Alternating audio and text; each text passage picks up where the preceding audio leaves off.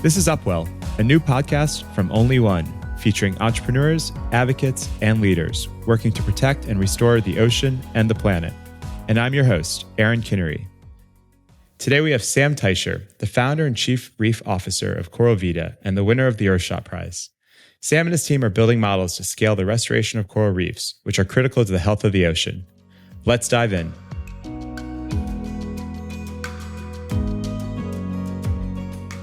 Sam, thanks for coming on the podcast. As you know, I've been a big fan of Vita for a long time, and I'm so excited to learn more about how you got started, what you're up to now, and your vision for the future. So you've been an ocean enthusiast since childhood and got your scuba certification when you were 13 years old. What sparked your initial interest in the ocean? Well, thanks again for having me, Aaron. It's great to chat with you and always wonderful to be with fellow people working to protect the ocean and tell the stories about how magical it is and how important it is, not just for life in the sea, but really all of us around the world.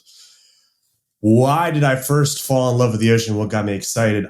I've always loved nature my whole life. I grew up in Washington, D.C., which may not spring to mind when you think about a nature destination, but it's actually got one of the biggest urban forests in the world, Rock Creek Park, which was more or less in my backyard. And so I grew up rolling over logs and looking at bugs, which my mom was not always thrilled about, going on hikes in the Shenandoah Mountains nearby and fishing and all sorts of things like that. So just I always had this connection with our natural world. And the first time I saw a coral reef, I was lucky enough to be on a spring break or winter break vacation in Hawaii with my family. And there was a lava rock lagoon on the Big Island. I could still remember this so vividly, looking at all the wonderful and weird and inspiring shapes and colors and creatures and just feeling like I stepped onto an alien planet. And it was while I was still with, my head out of the water in many cases because of how shallow it was. So really off of where so many of us live, there's this entire other planet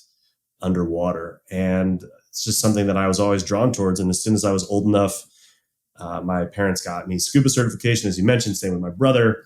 And it was just something that, whenever I had the chance to, would get in the water and dive, and had this love for the coral reefs. But certainly with the things I was initially interested in and working on and being that kid from DC, I did not imagine a life as a coral farmer was the path ahead of me. But that's definitely where the initial seeds were planted. That's awesome. You had the idea for Vita ultimately when you're in grad school at Yale with your co-founder, Gator. How did you both land on coral? It was a little bit of a circuitous route that got us there. Starting with Gator, since I can speak for him more quickly than I'll take to talk about myself.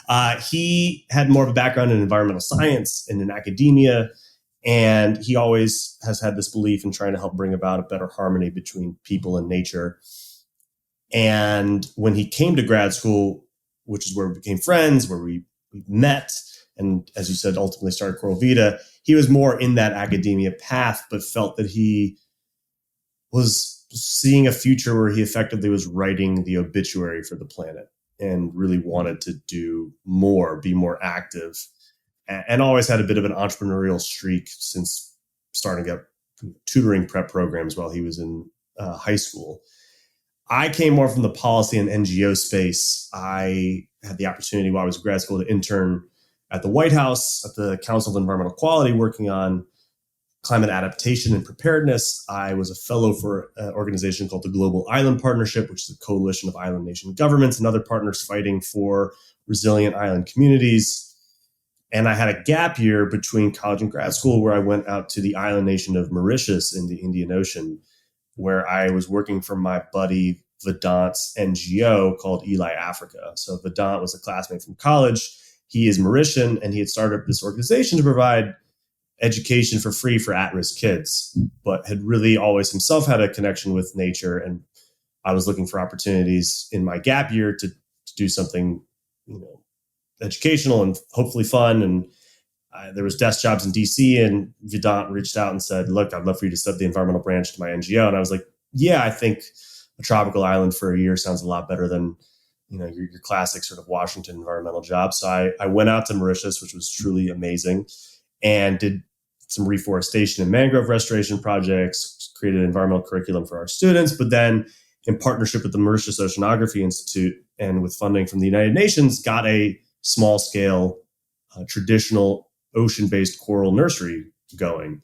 And there's plenty more to say about how amazing that experience was, but also why it led to Coral Vita being started. But had this opportunity to see a reef come back to life, to work with local communities and scientists, but also that existing model, grant and donation, small scale, ocean-based farming projects, given the scope of the challenge of reefs dying, doesn't cut it.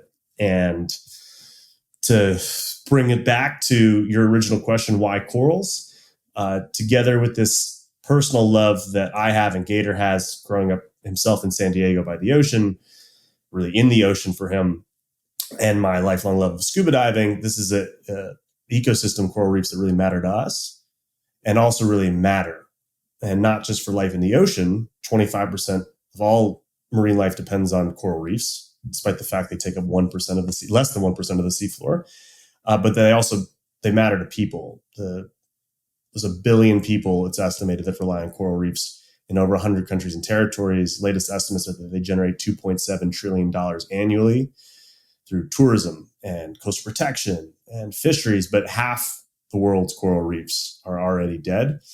And we are currently on track to lose over 90% by 2050. So we were thinking about these big environmental challenges that policymakers and NGOs and academics were doing and continue to do great work on, but it not fast enough and not an effective enough scale. And we thought maybe we can create a mission-driven enterprise to scale reef restoration. And that is how we chose coral reefs, and that's how Coral Vita was born.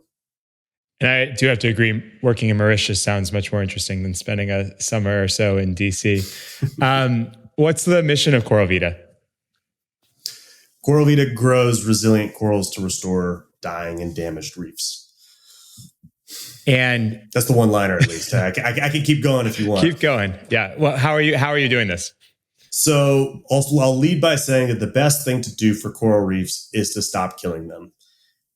As someone whose job is coral reef restoration, we're not a silver bullet. We desperately need restoration. We need it scaled. We need more funding for it. We need better science and engineering and all sorts of things. And that's some of the things that we're working on. But we still need our leaders in politics, finance, industry, the media to solve for climate destabilization and habitat destruction, for the things that are actually killing corals and therefore not just causing this terrible ecological tragedy, but also a socioeconomic catastrophe, given just how valuable, how important, how many lives and economies and nations depend on the health of this one ecosystem. So with that said, we are looking at how, just like you can grow and plant trees for reforestation, you can grow and outplant corals for reef restoration. And we're looking at taking this space, which has existed for several decades, pioneered by amazing scientists and nonprofits and people in government, and really trying to take it to a level that can make the needed impact. Because as I mentioned before, when I was in Mauritius, as a way to illustrate this, that one grant from the United Nations, as grateful as I am for it, was not an easy thing to obtain or to sort of keep track of in terms of all the sort of protocols and stuff you have to follow for grants of that nature. And then it let us grow 5,000 pieces of coral, more or less, once, and then the funding expired. And that's like planting 5,000 trees for planet Earth. It was just a drop in the ocean. Made a difference for that local community for sure. But when we think about how most projects are funded by grants and donations, that funding model does not cut it. That's one element. And then if you look at the way that we did this work, underwater coral nurseries, it's a really wonderful day at the office. But there's a few key limitations. You're limited largely in terms of the species of corals that you can grow. There are hundreds of different species, but while there are some that grow really fast, others can take decades, if not centuries, to reach the size of dinner plates. So a lot of projects don't grow those. There's not a lot you can do to enhance the resilience of corals to things that are killing them, like warming oceans when you're growing them underwater. And then setting up and maintaining a nursery at or near every reef that needs to be restored around the world is just not really feasible. And so what we're looking at doing is we partner with some leading coral scientists, some of whom help pioneer methods to grow corals up to 50 times faster, which translates into months and years instead of decades and centuries, to strengthen the resilience to climate change threats, and then are using a land-based aquaculture model, which lets us do a lot of things, but also lets us better scale to supply potentially entire island or nation's reefs from a single farm site with these more diverse and resilient corals. And then using a mission-driven commercial model to unlock critically needed funding for ecosystem scale restoration. So rather than a grant here and a donation there, looking at how the tourism, coastal protection, fisheries values of reefs are so important, but also threatened by them dying. Let's get people who depend on those benefits to pay to restore the reefs they depend on, so that ultimately millions and hopefully billions of corals can be grown instead of the sort of thousands and tens of thousands where our whole field is largely at. And you touched on this a little bit, but I just wanted to revisit it. What is the state of coral today, and what's causing these mass die-offs? The state of coral reefs today is dire. So we're basically looking at one of the most iconic, inspiring, and important ecosystems disappearing within a single lifetime. So we've lost an estimated half of the world's coral reefs since the 1970s. And if we hold to globally 1.5 degrees warming, we will now only, I say that tongue in cheek, only lose 90% of the world's coral reefs. If we exceed 1.5, it's estimated we can lose 99% of the world's reefs by 2050. So from the 1970s to 2050, in 80 years, it's, average lifetime for a lot of people, we could see this entire ecosystem disappear. It's considered one of the key tipping points for the climate crisis. The melting of the Greenland ice sheet and Antarctic ice sheet, and dying tropical coral reefs. These are sort of really the canaries in the coal mine for the climate crisis. So it's bad. It's happening in front of us. There is no denying it. You've got a number of things that contribute to it. So I'll come back to the climate crisis in a minute, but you do have non-climate change related things that impact coral reefs. They're animals. They're delicate. They're sensitive. And when we dump pollution into the water, if we overfish or use destructive fishing practices like dynamite fishing or bottom trawling, when you build along the coastline in the wrong way and you let too much runoff and sediment bury the corals, you have these sort of local and regional impacts. Those have caused a lot of corals to die too. And that still is an issue. When you then have that happening at the same time that oceans are warming and eventually will really start acidifying as direct results of climate change driven by fossil fuel emissions and rising greenhouse gas emissions, that causes corals to die. Just like you and me and everyone, we've got a certain range that our body temperatures are happy in. And if it gets too cold, which you can have cold shocks for coral too, but more and more as it gets too hot, just like we can get sick and then eventually can face mortality if we really don't recover from excess temperatures. Corals also can basically experience something known as coral bleaching. They expel the symbiotic algae, which is what gives them their color, but also through photosynthesis is what largely feeds corals. They kick them out almost like white blood cells in us attacking our own bodies, trying to identify what's wrong. And if the temperatures don't drop back down, the algae doesn't return to the corals and the corals can basically starve to death. And so that's, if you've heard of these mass bleaching events, that's what's happening. And they're called bleaching because it exposes the pure white limestone skeleton of the coral. So more and more we're seeing this happen. A global bleaching event is the equivalent of a 100-year flood so strong it should come once every century. We've had, 6 or 7 at this point since the late 90s, and are projected at current rates to have one every other year by 2050. So we are killing coral reefs, and that's a big problem for all of us, as well as life in the sea. It's terrifying, really.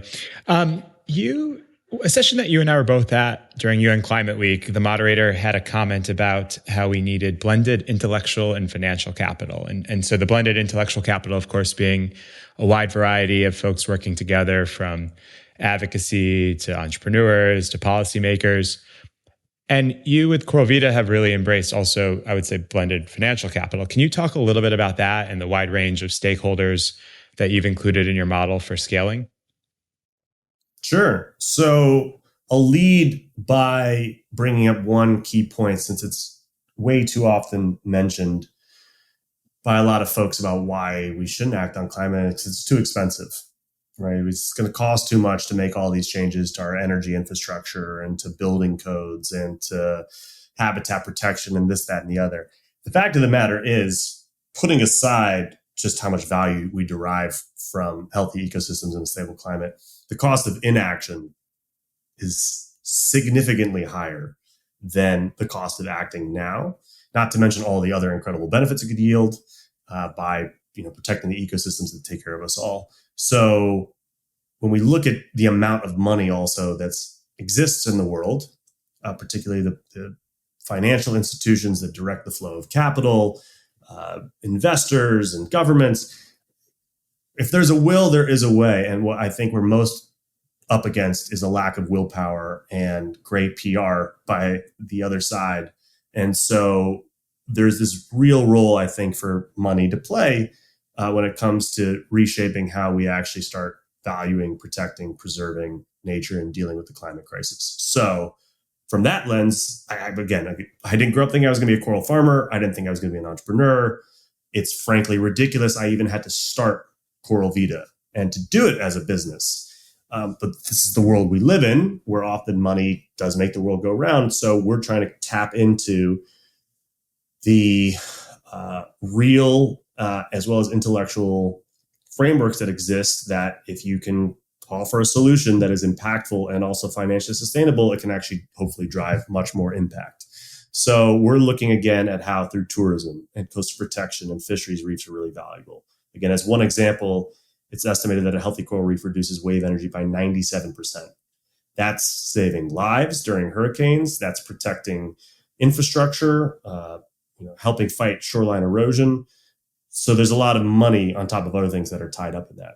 So we've raised a few investment rounds, so we're starting to get private investors and the like into the space a little bit more. We're looking to tap into a range of different financing mechanisms, but to sort of walk you through, again, one of the ways that we're sort of innovating in this approach is rather than simply relying on grants and donations, we have a few core pillars to our business model. And again, this is all so that we can create more impact on the reef, so we can grow more corals, so we can preserve more reefs, so we can reinvest into the restoration projects, into the local communities that we're working in. So to start off with, there's restoration as a service, then ecotourism, conservation finance, and coral sponsorship. Working backwards, if you were to jump on our website right now, you'd see we have an Adopt a Coral campaign. So whether you're in Kansas or Kazakhstan, if you love what we're doing, you can adopt corals for a birthday, for a holiday, whatever the reason. But we also then have brand partnerships, whether with boutique sustainable swimwear companies all the way up to Corona Beer sponsoring a reef here in the Bahamas, and we're restoring a reef with that money. Conservation finance is looking at how there's a lot of mechanisms that are either in existence or being created that can really spur investment into this space. So we've often heard about carbon credits. Biodiversity credits are becoming a thing. Blue bonds are being structured. You've got green bonds that have existed for a while to finance a lot of land-based terrestrial ecosystem restoration projects and the like. A lot of those are coming out to the ocean. There's even whale bonds that now exist. Foreign debt being forgiven in exchange for that money being spent on sustainability and resilience projects. Things like the Global Fund for Coral Reefs, which is a new mechanism that's trying to put $100 million into things like coral restoration. All these different things represent ways that we can tap into capital to then fund this work. There's even insurance policies being developed to spur financing of coral restoration. Then ecotourism, our farms are based on land.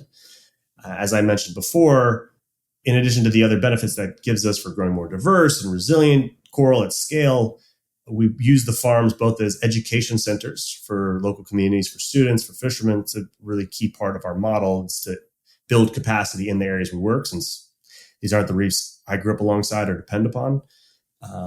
And so they serve that purpose, but at the same time, they're also tourism attractions. People can pay to visit the farms. They can adopt corals. They can maybe even go out and plant corals with our team. And again, that's money that can help fund our work. And then finally, restoration as a service. And that's looking at the hotels, developers, insurers, governments, cruise lines, development agencies, anyone with skin in the game in the values the reefs provide and therefore stand to suffer if reefs are dying, can hire Coral Vita to restore the reefs they depend upon. So with all of that in mind, that's our commercial model. And then looking into, again, how there's a lot of ways from the blended finance approach, not just to fund our work, but to pour more money into our entire field and to really help kickstart an entire restoration economy that can provide a range of benefits, not just for nature, but for people on the ground in these communities.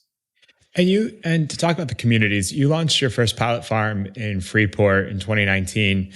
And, the Bahamas has been wrecked by first Hurricane Dorian, which created a lot of local disaster. Then after that, an economy that was about half based on tourism was wrecked by COVID.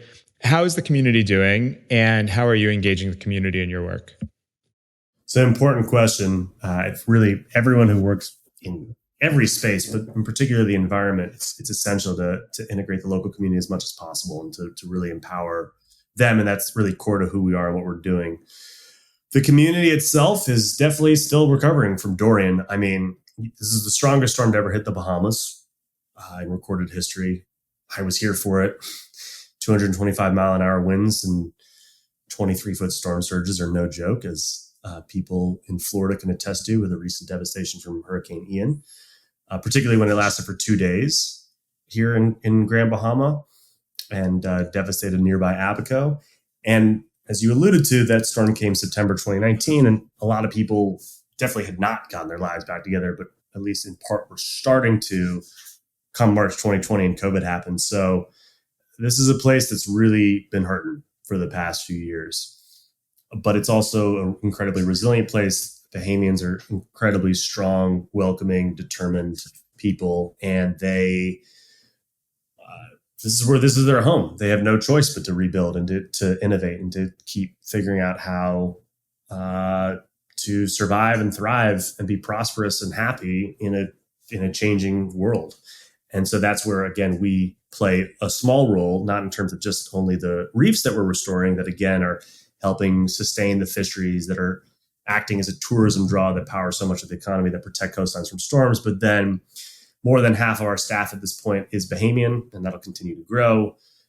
The farm, being a sort of research center, offers opportunities to collaborate with groups like the University of the Bahamas, the Bahamas Agriculture, Marine and Science Institute, other local NGOs. We're currently have dedicated a portion of our farm as a space for local NGO partners like water keepers to use as a mangrove nursery, because we lost 70% of Grand Bahama's mangroves during Hurricane Dorian, which literally saved people's lives, in addition to the carbon benefits and the fisheries benefits and all that like. So engaging with the local communities is also a great part of the job. When we had those school groups coming in, and you've got 6-year-olds up to 86-year-olds coming through, hopefully being inspired to learn more about or to become stewards of the environment is a really great thing. And that's something we're going to take to all the countries we work at in the future. You've been a real leader on the global stage when it comes to environmental entrepreneurship. I wanted to build off of a conversation we had at a session last month during UN Climate Week, where there definitely seemed to be a gap in the market between, on one side, you had capital allocators with hundreds of billions, if not trillions of dollars to commit to this challenge. And you have a planet that needs to deal with carbon in the tune of gigatons. And then on the other side, you have entrepreneurs who have very innovative ideas, but oftentimes are very early stage and need some of the catalytic early capital and some of the advice and connections to market that's needed to get off the ground. I wonder if you have any thoughts on what's needed to support the entrepreneurial ecosystem a bit more effectively, particularly on the early stage. Well, that's it. Early stage finance. That's like bold, underline, caps lock, the largest font imaginable. That is what is, I think, missing most in many ways. Together with, more streamlined regulatory environments to encourage social and environmental entrepreneurs to get their work going. But, there's the old adage, think globally, act locally. The trillions of dollars, the hundreds of trillions of dollars that are going into this space, a lot of the people that are often writing these checks, they're looking to write $5 million checks, $50 million checks, $500 million checks, which is exciting and great. I hope we're at some point in the business to take those. And this is not a sort of plea for money for Coral Vita, because we're very fortunate. We've raised 2 investment rounds. We'll be raising a Series A next year. But we started, again, just as an example, with $1,000 grant. And if it hadn't been for that $1,000 grant, who knows if I'd be having this conversation with you right now. That was followed by a $15,000 grant from our school to their sort of entrepreneurial accelerator. There's a lot of this sort of chicken and egg gap that exists, this valley of death, where you've got a lot of people that want to write checks and a lot of people with great ideas, and the people who write checks often say they can't find good projects, and the people with good projects say no one will give them money. How do you get to the $5 million checks and the $50 million checks if no one will write you the $5,000 and the $50,000 checks?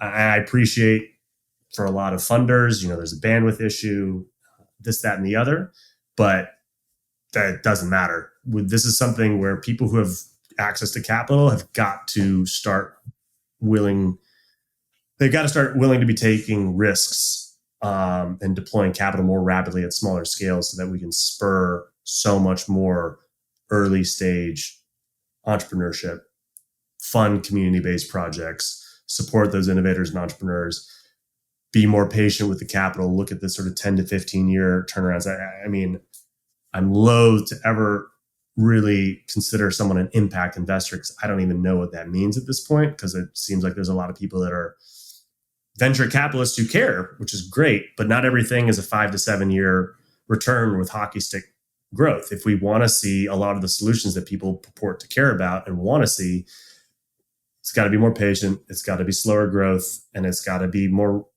willing to take risks and write those smaller checks. And I think with that, we will then see a lot of impact, a lot of nature healing, a lot of communities empowered, a lot of economies growing, and a lot of profit. But it's going to require a shift in thinking for a lot of the funding community, including also in the philanthropy space.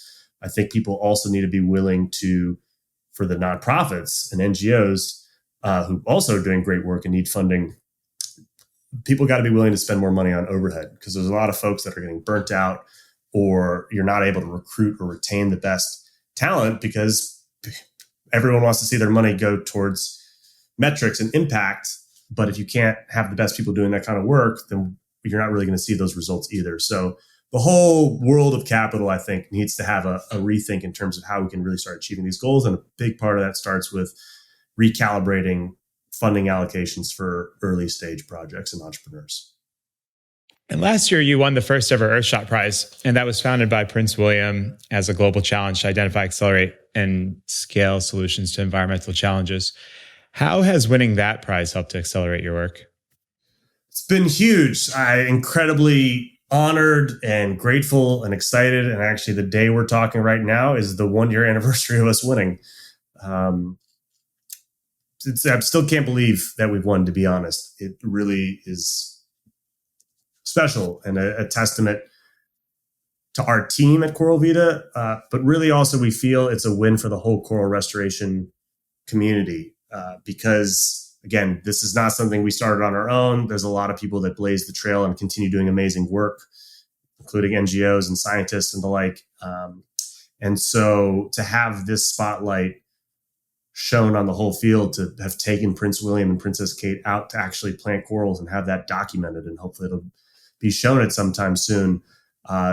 It gives the whole world a new lens into why coral reefs matter and what's happened to them, and then how we can protect and restore them. So that's great. To really, I think the most impactful thing is really the boost it's given for the story of corals. And then for us, we've been able to take the money from the prize and invest in these year-round spawning systems that were developed by partners in the UK. Corals make babies. It's weird. It's wild. People should look at YouTube videos of it. It usually happens after the full moon, once a year. This is a system that can cause spawning to happen up to 4 times per year in the middle of the day instead of nighttime, which helps for everyone's sleep cycles. And that's really important for genetic diversity. And new systems to better identify how the corals can become more resilient, or how they can maybe grow faster, boosting our education and community-based projects, building out a pipeline for the future for where the next farms are going to be in new countries. All these things, I think, have been very helpful for us. And again, I think what the Earthshot Prize really offers an amazing opportunity, and is this one of its missions is inspiration. That there are, a lot of people that got a lot of ideas for the planet. And, one of the other finalists, Venetia, 14 when she was nominated for her solar-powered ironing cart. You've got university professors in Sydney, Australia, National Geographic explorers that have been working with governments, helping protect the world's oceans through 30 by 30. Cities, national governments, like anyone can come up with solutions, and anyone can see their work realized, whether or not you win or get acknowledged by the Earthshot Prize. This idea, this belief, this sense of optimism, and I would say, optimistic realism, a sense of we face some challenges. It's not just we can solve any problem, no worries, no problem, but that we still have the faith, the belief that we can make things better. That's a real meaningful and exciting thing that the Earthshot Prize brings to the table. And yeah, I get to also check off a bucket list item I never had, which was planting corals with the future King of England. That was not on my bucket list either, but I think you're way ahead of me on that. I do want to conclude with the spirit of the Earthshot Prize, which, as you know, was built on President Kennedy's original moonshot, where he said in the early 1960s, "We choose to go to the moon in this decade and do other things, not because they are easy, but because they are hard." And addressing the climate crisis and healing the planet is a global challenge, and it's hard, but we know many of the solutions and the things that we need to do. I assume you're optimistic that we can land this Earthshot, but as we prepare to head into yet another global climate conference next month with COP27, and as we sort of continue to see the temperature of the ocean rise and the temperature of land rise and climate catastrophes all over the world, how do you remain optimistic, and what do you think leaders need to do to move a bit faster? I don't know if we have enough time for me to properly answer that, but I would say I've been an eternal optimist really most of my life. My dad, once upon a time before I was born, was on the National Security Council in the US, and he worked on making peace in the Middle East. And I don't think there are many realities that exist that can be more challenging, but also maintaining the belief that you can make peace. So that's just been with me my whole life. When I was interested in education reform, when I was interested in peacemaking, and those are things I'm still interested in, but obviously I'm doing coral restoration now. I mean, we face really real challenges. Corals are dying. I think coral reefs that I've been working on in the Bahamas, they're ones that have been dying in the few short years we've been here. And it's not going to get better soon, but what's the alternative? We have to do this work, and failure is not an option. So let's get to work. We know we've got the capital that exists in the world to solve for these problems. We know that we've got the resources and the intelligence. I think the biggest thing we're up against is willpower, ignorance, and greed. There's a very few select group of individuals, entities, corporations that are holding back progress and that are clouding this. And it's to the detriment of all of us, even to themselves. So that's the fight we're up against. We're all in this together, though. And I do believe in people. I believe in all of us to problem solve and to collaborate and to do the work, and hopefully have a good time doing it too. Because what's the point if you're not also appreciating the wonder that is our planet? So it's tricky. There are definitely days that suck, that are hard. That's not when the farm is getting washed away by a wall of water. But that's why we rebuilt. And that's why we continue doing the work and working with the local communities and the ecosystems, because we have the power to. And so there is that belief and that sense of joy that coral reefs bring me that help me wake up every day and do this work. And hopefully for those who have never experienced a coral reef, you get to soon. I highly recommend, if nothing else, getting out in nature, because that's enough of inspiration, I think, for many of us to then go out and fight for it and do the hard work and believe that we can make things better. Final question, Sam. How can folks support your work? Well, I go out and enjoy nature, so then you can feel a connection with it. But there's a few different ways. I'd say, again, as I started off towards the beginning, the best thing to do for reefs is to stop killing them. So if you're fortunate enough to live in a place where you can vote at the ballot box or vote with your wallet, do so for leaders that actually have a backbone and a brain and who are fighting for all of us by fighting for the planet. Because they really can make the biggest difference by solving these problems in the first place. Hopefully you'll get the chance to come down to the Bahamas, come plant some corals with us. And if not, you can go on our website, www.coralvita.co, and you can adopt corals and tell your friends about why coral reefs matter and why we should come together and protect them and take care of them. And with that, we have a real opportunity to do exactly that. It's a team effort to preserve the ecosystems that sustain us all. Thank you, Sam. Thank you for taking the time today. And thank you for committing your entrepreneurial energy to doing the hard things. Really appreciate it. Thanks, Aaron. See you on the reefs.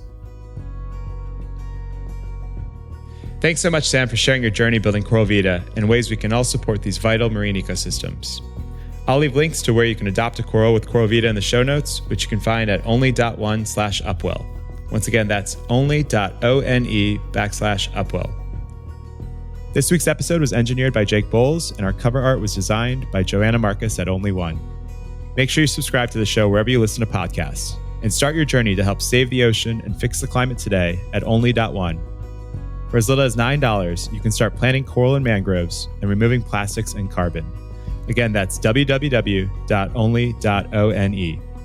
Thanks for tuning in, and we'll be back next week with an all-new episode of Upwell.